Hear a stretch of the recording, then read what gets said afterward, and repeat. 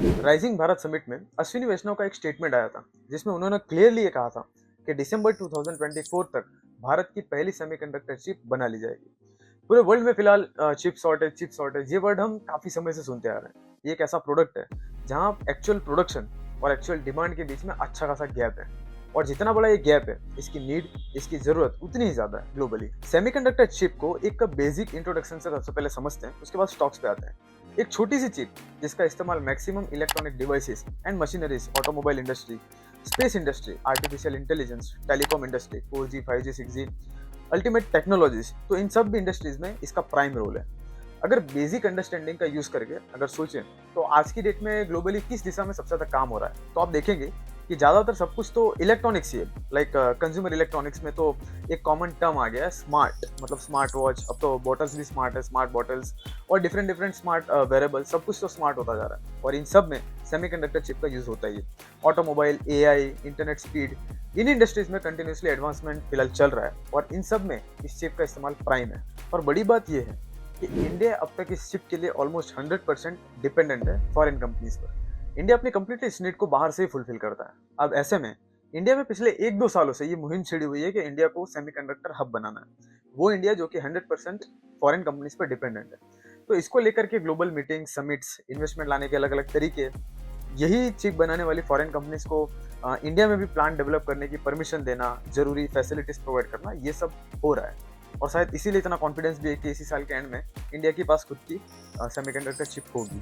Problem क्या है? तो इस चिप मैन्युफैक्चरिंग प्लांट्स जो होते हैं ना, ये अल्टीमेट कॉम्प्लेक्स होते हैं। इसमें बहुत ज़्यादा कैपिटल, बहुत ज़्यादा टाइम, बहुत सारे क्रिटिकल प्रोसेसेस, हर थोड़े दिनों में नई चिप का इन्वेंशन करना, ये सब करना पड़ता है। इनके जो नॉर्मल प्लांट होते हैं वो 80-90 हज़ार करोड़ से तो स्टार्ट होते हैं, जो कोर मैन्युफैक्चरिंग कंपनी होती है। तो इंडिया में कौन सी ऐसी कंपनी होगी जो चिप मैन्युफैक्चरिंग में कोर प्लेयर की तरह काम करेगी, ये तो आगे की कॉल है। लेकिन फिलहाल इस चिप से जुड़ी जो हम कहेंगे कि सहायक कंपनीज, लाइक जो इस इकोसिस्टम का पार्ट बन सकती हैं, तो उन कंपनीज की आज बात करेंगे। तो पिछले 1 साल में उन कंपनीज ने 70 से 200% तक का ग्रोथ दिया हुआ है। तो सबसे पहली कंपनी है स्पेल सेमीकंडक्टर। सबसे पहला यहाँ पे अटेंशन ये है कि ये एक माइक्रो कैप कंपनी है जहाँ ऑलमोस्ट आर या पार की लड़ाई रहती है। लेकिन पिछले 1 साल में इस कंपनी ने 208% का रिटर्न दिया, मतलब इसके स्टॉक प्राइस में, ना कि कंपनी के फंडामेंटल्स में या रिजल्ट्स में।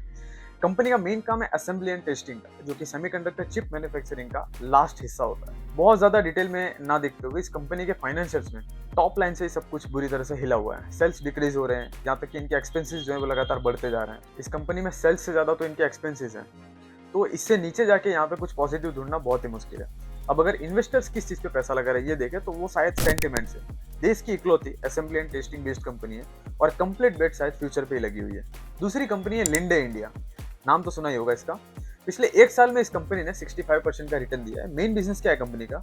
तो varieties of industrial and medical gases को प्रोड्यूस करना एंड क्रायोजेनिक सॉल्यूशंस प्रोवाइड करना। ये क्रायोजेनिक वाला जो सेगमेंट है, ये अभी इनका नया स्टार्ट किया हुआ एक इनिशिएटिव है। क्रायोजेनिक सॉल्यूशंस मतलब अलग अलग गैसेस को रिएक्शन कराने के लिए या फिर एटमॉस्फेयर से ऑक्सीजन एंड नाइट्रोजन जैसी गैसेस को एक्सट्रैक्ट करने के लिए एक अल्ट्रा कोल्ड टेम्परेचर जनरेट कर सके, ऐसा इंफ्रास्ट्रक्चर रेडी किया जाता है। अल्ट्रा कोल्ड टेम्परेचर मतलब जहाँ पे -200 degree Celsius and -300 degree Celsius से तो स्टार्टिंग होती है। तो इस तरह का टेम्परेचर रेडी करना, ये इनका मेन काम है। अब ये बिजनेस सेमीकंडक्टर इकोसिस्टम में कैसे फिट बैठता है? तो सेमीकंडक्टर की मैन्युफैक्चरिंग प्रोसेस में कई तरह के क्रिटिकल एंड कॉम्प्लेक्स गैसेस की जरूरत पड़ती है और इस गैप को लिंडे इंडिया फुलफिल कर सकती है। तो ये एक पॉजिटिव सेंटीमेंट है इन्वेस्टर्स के माइंड में। कंपनी का क्वार्टरली रिजल्ट्स में मोर देन ग्रेजुअल ग्रोथ है, जहां कंपनी का सेल्स एंड नेट प्रॉफिट में ओवर द टाइम एक अच्छी ग्रोथ है। अगर यहाँ पे कुछ खास है तो कंपनी का डेट, जिसको इन्होंने ऑलमोस्ट खत्म ही कर दिया है। और सबसे अमेजिंग नंबर्स कंपनी के रेशियोस में दिखाई देते हैं। इसमें आप देखेंगे कि इन्वेंट्री डेज कंपनी के लगातार कम होते जा रहे हैं,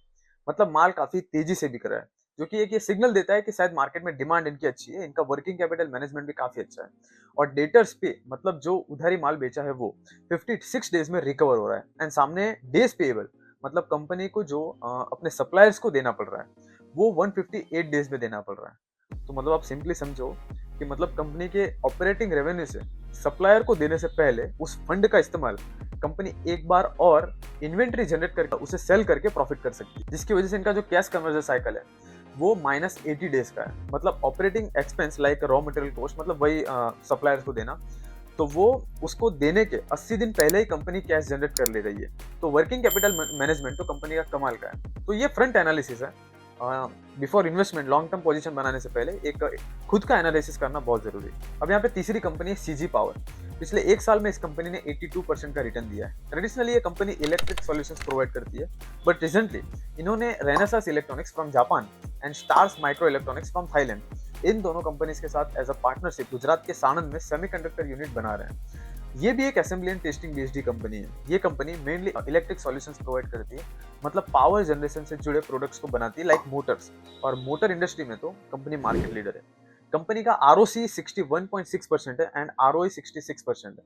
पीयर्स के कंपैरिजन में काफी ज्यादा है, और 80-90 हजार करोड़ का मार्केट कैप रखने वाली कंपनी के लिए इतना अच्छा आरओसी मैनेज करना मतलब काफी अच्छी बात है। तो ये कंपनी का क्वार्टरली रिजल्ट है 2020 से, जिसमें ओवर द टाइम रेवेन्यू में ग्रोथ दिख रही है, लेकिन नेट प्रॉफिट में कोई ग्रोथ नहीं है। ये जो लास्ट में 748 करोड़ का जो नंबर दिख भी रहा है, इसको देख के इतना खुश होने की जरूरत नहीं है, क्योंकि ये एक्सेप्शनल आइटम के थ्रू जनरेट हुआ है। यहाँ पे कोई प्योर ग्रोथ नहीं है। कंपनी ने अपना डेट ऑलमोस्ट ना के बराबर कर दिया है। ये शायद कंपनी ने रिजर्व एंड सरप्लस और फिक्स्ड असेट्स की हेल्प से चुकाया है, क्योंकि कंपनी के रिजर्व्स बीच में काफी कम हुए थे, अब फिर से बढ़ना शुरू हो गया है। हो सकता है कि इनका आरओसी इतना अच्छा है जिसकी वजह से इनके रिजर्व्स में अच्छा खासा पॉजिटिव इंपैक्ट दिखाई दे रहा है, लेकिन कंपनी की फिक्स्ड असेट्स जो है वो काफी कम हुए हैं। तो शायद unnecessary and low productive asset को कम करके इन्होंने हाई इंटरेस्ट सीकिंग डेट को कम कर दिया है, जो कि काफी अच्छी बात हो सकती है। अब बिफोर इन्वेस्टमेंट एंड खास करके लॉन्ग पोजीशन बनाने से पहले खुद का एनालिसिस करना बहुत जरूरी है। मेन अटेंशन सीकिंग मुद्दा ये है कि ये तीनों कंपनी सेमीकंडक्टर इकोसिस्टम में कहीं ना कहीं फिट बैठ रही हैं, जिसकी वजह से इनके जो शेयर प्राइस है वो इतनी ज्यादा तेजी से आगे बढ़ रहे हैं। तो फाइनली अगर वीडियो इन्फॉर्मेटिव लगी हो तो आप इसे जरूर लाइक कीजिएगा एंड चैनल को भी सब्सक्राइब कीजिएगा।